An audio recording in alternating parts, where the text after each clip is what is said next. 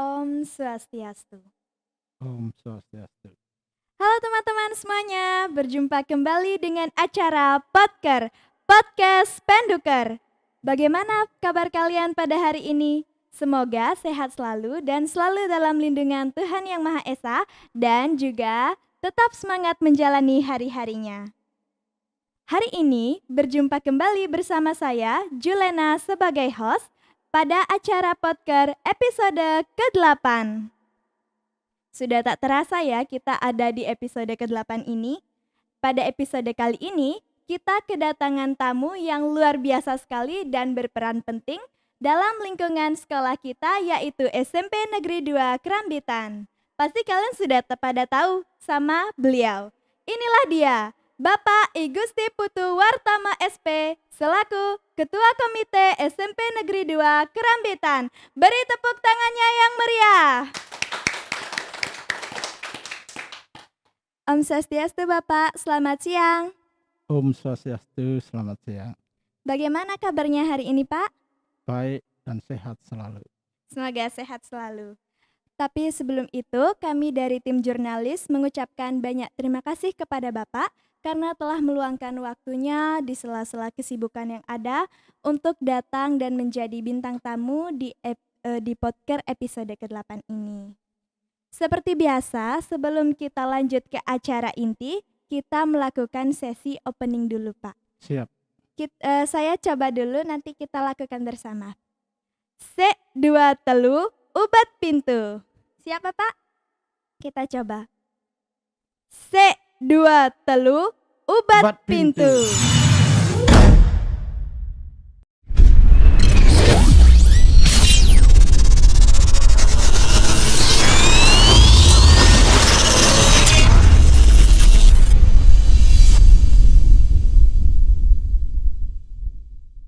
Terima kasih Bapak. Kita lanjutkan dengan acara selanjutnya.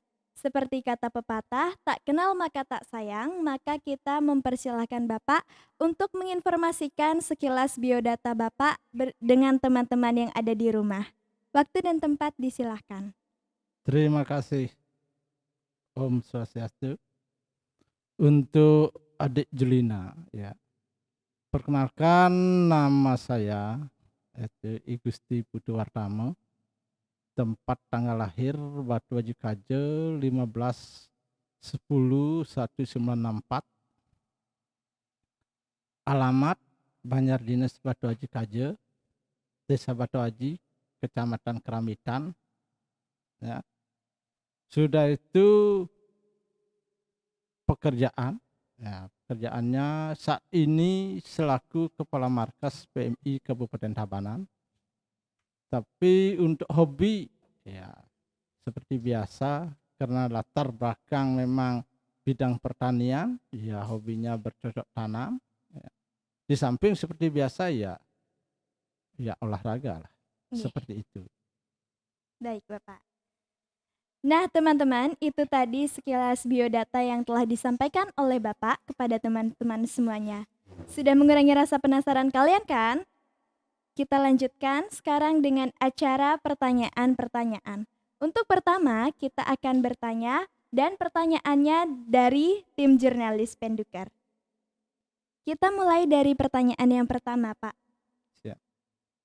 Bagaimana perjalanan awal Bapak menjadi ketua komite hingga seperti sekarang? Terima kasih. Ya, untuk perjalanan menjadi ketua komite ini sebenarnya cukup panjang.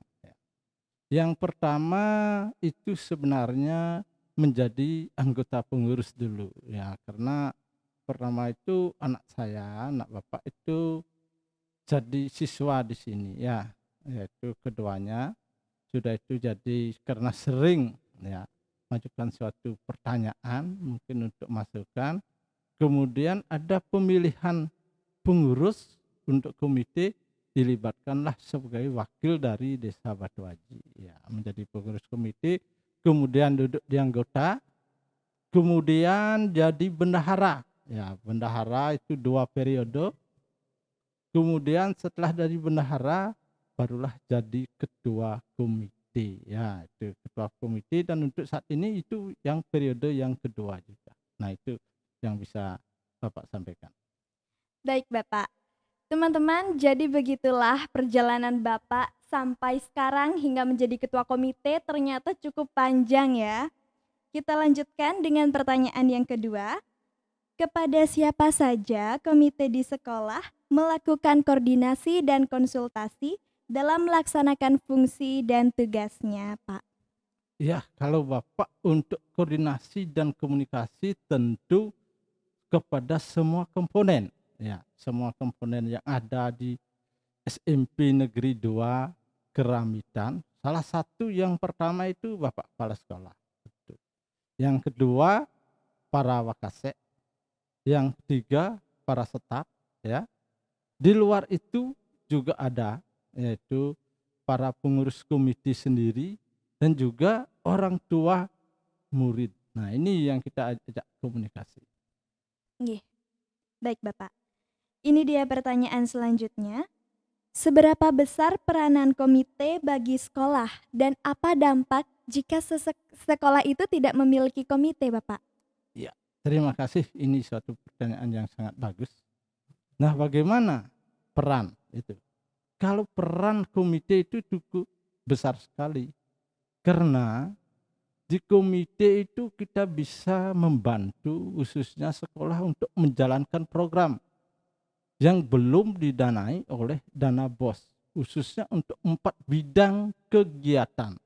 Salah satu itu bidang kegiatan kehumasan, bidang kesiswaan, bidang kurikulum, dan juga di bidang sarana prasarana. Nah, ini yang ini. Kalau umpamanya tidak ada komite, tentu apa yang ingin direncanakan mungkin tidak bisa di-cover karena tidak tersedia di dana BOS. Nah, dengan adanya komite, sumber-sumber yang belum bisa didanai ini bisa didanai dan bisa terlaksana. Nah, tergantung sebab mana kita bisa mengkomunikasikan kepada orang tua murid. Ya, itu mungkin. Baik, jadi setiap sekolah itu memang harus memiliki komite ya Bapak ya? Iya, memang Baik. harus. Baik.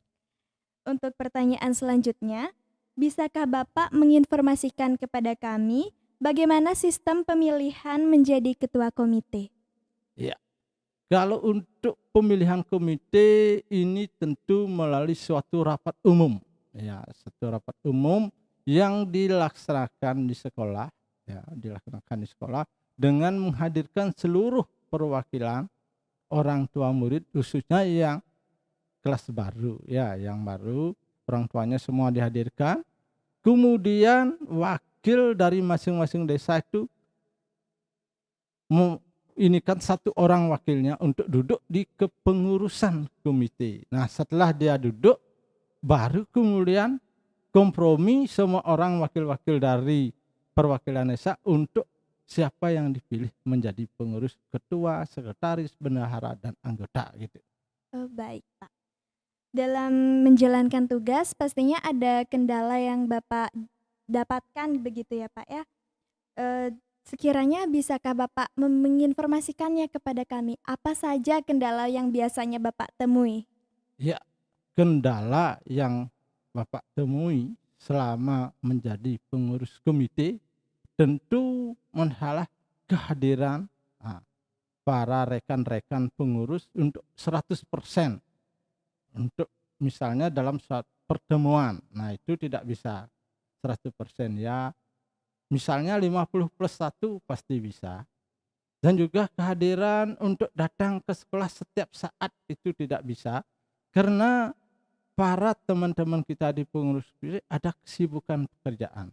Contoh, ini kalau Bapak, ya kalau memang sudah, ini sering bisa hadir.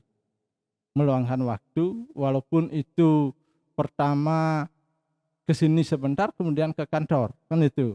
Tetapi kalau teman-teman yang lain, kalau tempat kerjanya di tempat yang jauh, ini juga menjadi kendala masalah waktu. Itu saja, yang lainnya tidak ada. Baik Bapak. Mohon izin dalam pertanyaan yang satu ini Pak. Pada umumnya dipergunakan untuk apa saja penggalangan dana yang dilakukan oleh komite sekolah? Terima kasih. Ya, seperti tadi sudah Bapak sampaikan. Ya, tentu kalau umpamanya kita lihat dari segi kehumasan dulu ya. Kalau dari segi kehumasan, biaya-biaya yang telah dikumpulkan dari komite itu dipakai untuk mendukung misalnya upacara keagamaan, misalnya diodalan sini ya, sudah itu Madura, istilahnya misalnya ke Puro Batu Karu untuk minta keselamatan sehingga Ih, nanti semua warga sekolah ini selamat. Juga untuk biaya aci-aci sehari-hari dan purnama tilem, dan juga ada kegiatan yang lain, salah satunya untuk kegiatan umpamanya suku duku ya.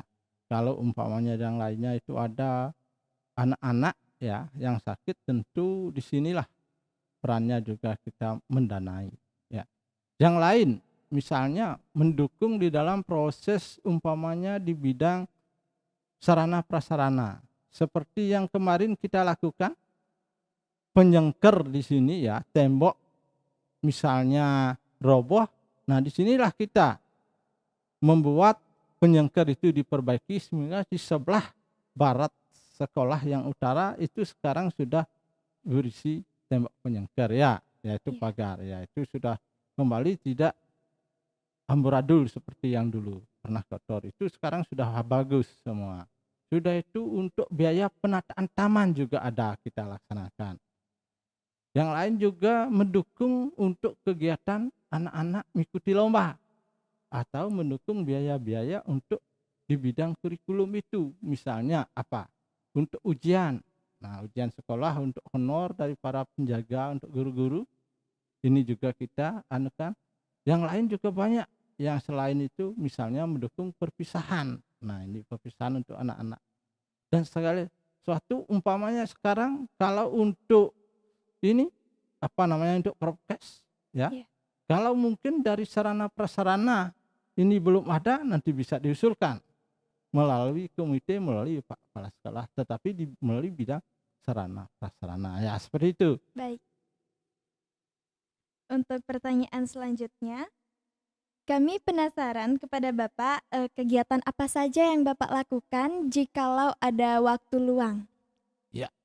Nah, ini karena pertanyaannya lebih supaya lebih spesifik. Iya. Nah, ini perlu Bapak tanya kembali, comeback kembali. Apakah pertanyaan ini khusus untuk Bapak yang pada saat untuk lenggang untuk di sekolah apa di luar daripada sekolah? Nah, itu. Kalau untuk itu, di luar dari sekolah, Pak. Iya, siap. Kalau waktu luang di luar sekolah, tentu Bapak kesibukannya lebih banyak ya. Ada ke tempat di sawah, ya pertanian tentu. Di samping itu juga Bapak punya ada taman, ya. Taman, mengurus taman ada di daerah Desa Samsam, khususnya Kutuh. Kalau umpamanya satu saat mau lewat lihat taman, ya silakan monggo. Ada di sana taman, ini keluarga saya di sana, saya yang ngurus sekarang untuk selfie-selfie itu bagus. Ya, di Iya. samping itu juga mendukung kegiatan kemanusiaan. Karena kita bekerja di Palang Merah, tentu waktunya tidak mengenal waktu. Seperti tadi malam, kalau orang kerja kan jam 4 sudah di rumah kan, tadi malam jam 8 masih mengundi rapat terkait dengan kegiatan Palang Merahan itu. Ini tugas-tugas yang kita kan sehingga padat. Kalau Bapak sehari-hari belum pernah pulang di rumah, itu aja sampai di rumah, umpamanya pulang jam 5, sudah pulang dari sampai di rumah jam 5, keluar sudah itu jam 9 baru sampai rumah, baru istirahat, Iya. baru tidur. Tidak pernah istirahat jam 5, itu belum pernah sampai saat ini gitu ya. Nggih. Baik, Bapak. Adakah pesan dan kesan Bapak ketika menjadi bintang tamu di episode podcast ke-8 ini? Ya. Ya, terima kasih. Ya, kesan dan pesan tentu sangat bangga ya, karena diberi suatu kebanggaan dari adik-adik sebagai kesempatan untuk memberikan suatu pencerahan terkait dengan masalah bagaimana program komite di SMP Negeri 2 Kerambitan. Kemungkinan ini sebagai ajang untuk ke depan bagaimana kita bisa motivasi diri khususnya untuk mengemas kegiatan di komite ini menjadi lebih baik. Dan kalau kesan berikutnya nanti untuk ke depan kami punya moto khususnya untuk di komite, artinya biaya sumbangan komite akan semakin kecil tapi memberikan prestasi yang akan semakin meningkat. Nah itu tentu itu pesan kami yang akan ini kan berpesannya. Nah, untuk adik-adik khusus pesan yang di podcast ini, buatlah perencanaan yang baik dan kaderisasi sehingga nanti apa yang telah ada ini bisa dikembangkan terus baik setelah nanti tamat dari SMP maupun lagi di SMA. Mungkin itu. Baik Bapak, terima kasih. Ini ada salah satu permintaan dari tim jurnalis kepada Bapak. Tolong berikan semangat atau kalimat motivasi kepada siswa dan siswi Spenduker. Ya, terima kasih. Untuk motivasi, jangan pernah putus asa. Tentu belajar terus, kembangkan bakat dan kreasi. Tentu tidak mudah, tapi dengan jiwa dan semangat, pasti ini akan tercapai dan memberikan nilai tambah bagi adik-adik setelah tamat dari SMP maupun SMA. Terima kasih. Baik, terima kasih Bapak atas kalimat-kalimat motivasinya untuk teman-teman kita dan juga untuk saya sendiri. Nah itu tadi teman-teman pertanyaan dari tim jurnalis yang sudah dijawab oleh Bapak. Dan untuk selanjutnya kita akan langsung masuk ke acara pertanyaan dari teman-teman di sosial media Spenduker, yaitu spenduker.info.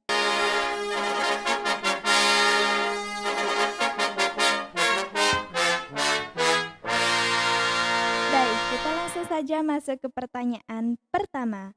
Pertanyaan pertama dari akun Nightfind dengan hashtag Podker Nanya Dong. Pak, izin bertanya, kami setiap semester membayar komite. Dengan terkumpulnya dana komite tersebut, apakah bisa digunakan dalam kegiatan seperti lomba-lomba dan pembelian alat dukungan seperti acara podcast ini? Terima kasih. Ya, terkait dengan apa yang disampaikan, tentu bisa. Ya, untuk lomba-lomba selama ini kita sudah dukung. Ya, setelah dukung seperti yang terakhir waktu di tahun 2000 ajaran 2022-23 kita juga mengirim anak-anak untuk ikut lomba ya. Lomba waktu itu sampai ke Jakarta. Nah, ini kita biayai semua. Ya. Itu. Yang lain pun juga demikian. Tentu sepanjang ada usulan. Ya, itu kemudian kita bahas di rapat umum. Ya. Itu usulannya nanti masuk melalui bidang serana prasarana wakaseknya ya. Sudah itu disampaikan Pak Kepala Sekolah, kemudian Pak Kepala Sekolah menyampaikan ke kita bahas di rapat dengan pengurus komite, baru kita nanti godok lagi untuk persetujuan di orang tua murid. Itu bisa. Baik, ini dia pertanyaan kedua dari akun GST Ayudinda A _ Apa tujuan dibentuknya komite di sekolah, Pak? Terima kasih. Ya, terima kasih. Tentu tujuannya adalah untuk membantu sekolah ya, untuk menyelesaikan masalah program-program yang belum bisa di-cover ya. Jadi mendukung bagaimana memecahkan suatu masalah yang belum bisa dipecahkan. Ini bisa ditangani. Itulah tujuannya, sehingga supaya nanti ada partisipasi ya dari orang tua murid. Tanpa ada komite bagaimana bisa memfasilitasi hal itu. Nah, inilah karena ibaratnya komite itu sebagai jembatan ya, penghubung antara sekolah dan orang tua. Baik, kita lanjutkan dengan pertanyaan yang ketiga dari akun Niputu Revina. Pak, apa fungsi dari pembayaran komite tersebut? Dan untuk apa komite tersebut digunakan? Terima kasih. Iya, ini bagus sekali juga. Malah pertanyaannya, untuk apa saja sih dananya, kan demikian ya. Iya. Tentu dana-dana ini mendukung kegiatan yang tidak terdanai dana BOS. Salah satu ya itu masalah pengadaan tadi yang sudah pernah saya juga sampaikan sebelumnya, masalah biaya feodalan itu terkait dengan di bidang kehumasan, bidang sarana prasarana untuk perbaikan-perbaikan, penataan taman, ada juga yang lain nanti seperti yang bocor ini, yang kemarin ada hujan deras. Iya. Tentu di tahun 2023 ini kita memperbaiki ya, memprioritaskan untuk atap yang bocor ya. Sudah itu yang lain juga ada banyak kegiatannya yang didukung untuk biaya perpisahan, juga HUT sekolah, juga untuk mendukung kegiatan OSIS, baik itu ekstranya nanti ekstra ada yang PR-nya, ada pramukanya, ada mungkin yang lagi untuk namanya ekstra-ekstra yang lain yang cukup banyak itu bisa didukung. Baik, Bapak. Kita lanjut dengan pertanyaan dari akun IGSTKD Agung. Izin bertanya, Pak.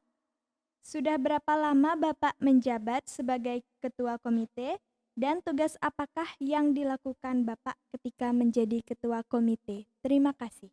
Ya, siap. Untuk tugas ketua komite tentu kedua periode ya.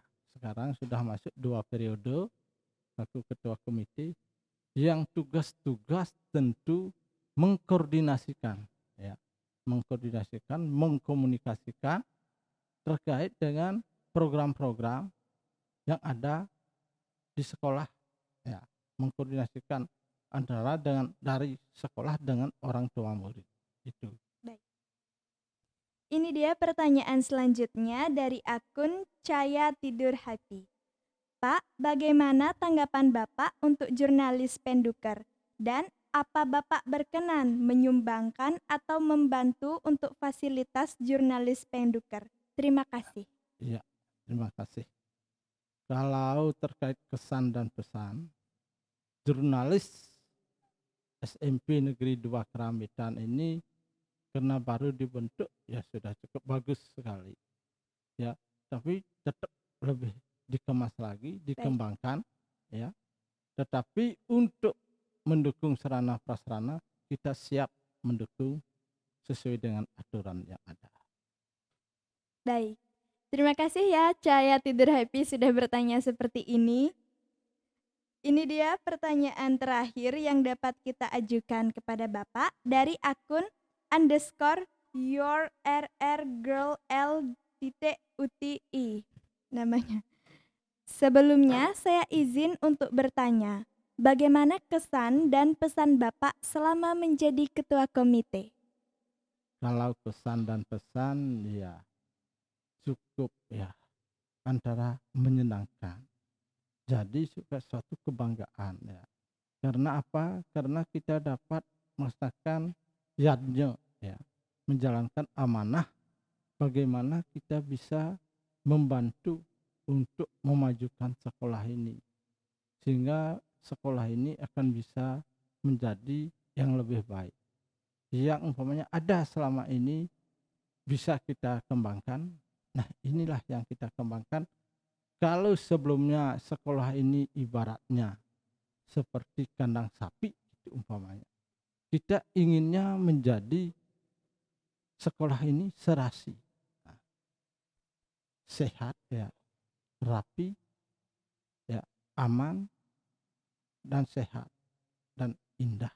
Nah, itu ingin kita. Baik, Bapak. Itu tadi pertanyaan terakhir yang telah ditanyakan oleh teman-teman kita di sosial media, yaitu di spendukar.info. Dengan berakhirnya pertanyaan terakhir tadi, maka podcast Podcar episode ke-8 telah selesai. Sebelum itu Bapak, saya pribadi mengucapkan atau memohon maaf kepada Bapak jikalau dari awal tadi ada perkataan dan perbuatan saya yang kurang berkenan di hati Bapak dan juga di hati teman-teman yang berada di rumah. Sebelum itu mungkin Bapak bisa memberikan sapaan sebentar di teman-teman yang ada di rumah. Ya, selamat siang untuk anak-anakku yang ada di rumah. Bagaimana kabar? Baik bukan?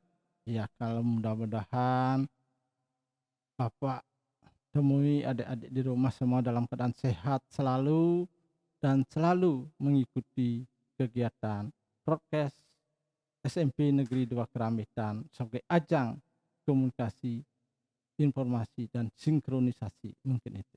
Baik Bapak, terima kasih.